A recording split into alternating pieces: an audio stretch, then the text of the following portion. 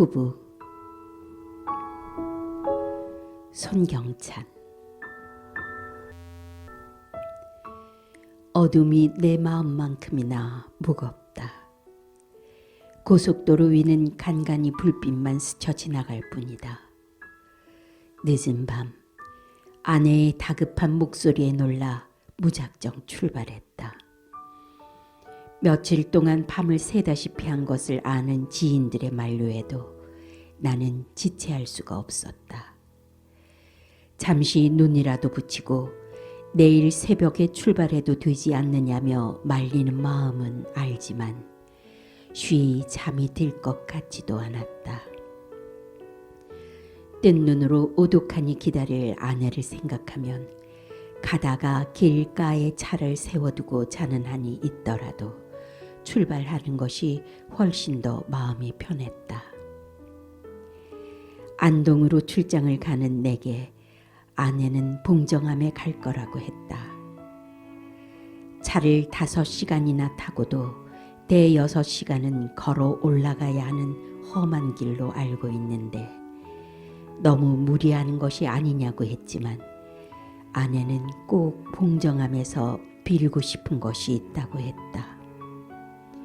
가족을 위해 멀고 험한 곳도 마다하지 않고 가서 불공을 드리는 아내이기에 말리지 않고 조심해서 다녀오라고만 했다.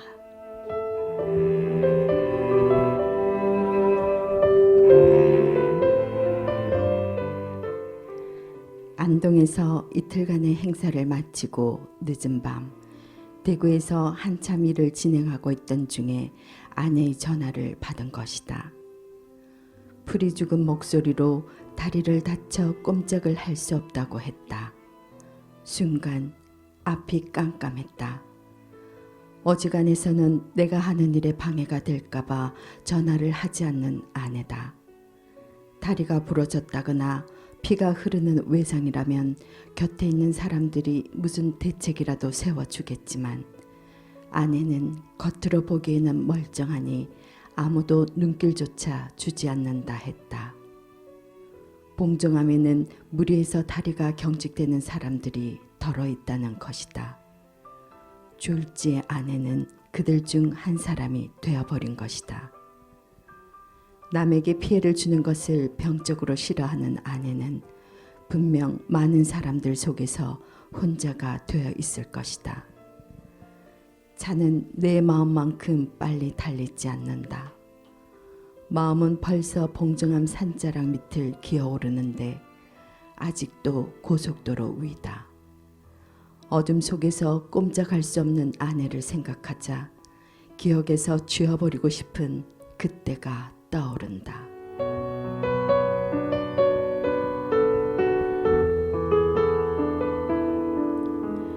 광풍의 소용돌이에서 빠져나오지 못한 나는 예기치 못한 장소에 갇히고 말았다. 철창 속은 밝은 대낮에도 어둠이 내 눈을 가렸다. 어둠은 오랫동안 내 눈을 가리고 어깨를 짓눌렸다. 아내는 그 어둠을 잠시나마 거쳐주려 매일이다시피 찾아왔다. 부산에서 살았던 그때 대구까지 매일 온다는 것은 쉽지 않은 일이었다.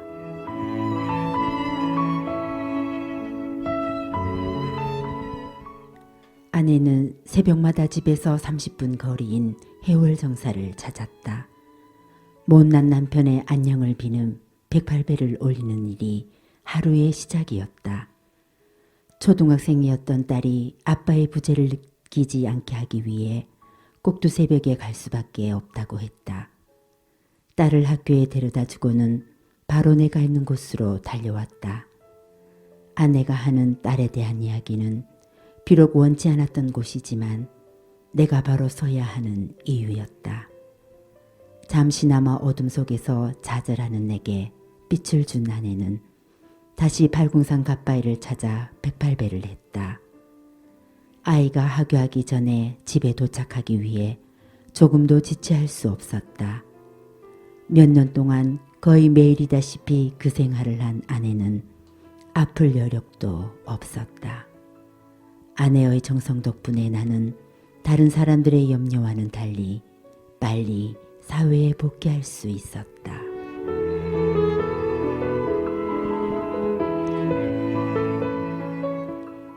다리를 다쳐 어둠 속에 앉아있는 아내의 마음을 나는 누구보다 잘 안다. 마음은 벌써 산을 내려와서 아이가 기다리는 집 현관문을 열지만 몸은 산중에서 꼼짝을 할 수가 없다는 것이 얼마나 마음을 힘들게 할 것인가. 아내가 나를 찾았듯이 이제 내가 아내를 곁으로 간다.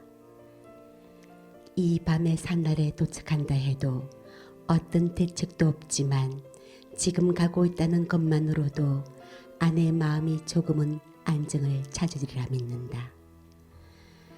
아내와의 거리가 가까워질수록 부부라는 단어가 왜 같은 글자를 붙어 있는지 알 것 같아. 부부라는 말을 몇 번이나 입 밖에 내어본다.